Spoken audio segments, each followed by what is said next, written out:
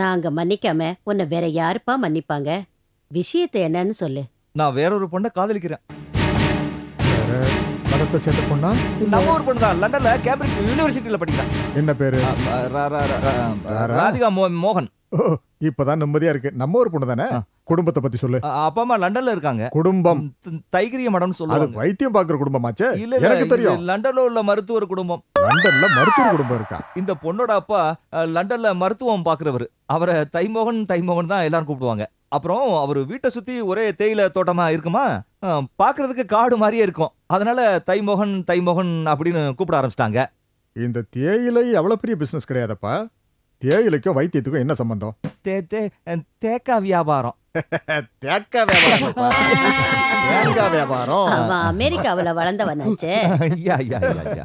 இல்ல. லண்டன்ல யாருப்பா தேங்காய் வாங்குறாங்க? அவங்க லண்டன்ல இருந்து எக்ஸ்போர்ட் பண்றாங்க. எந்த நாட்டுக்கு? அது நிறைய இடத்துக்கு அனுப்புறாங்க.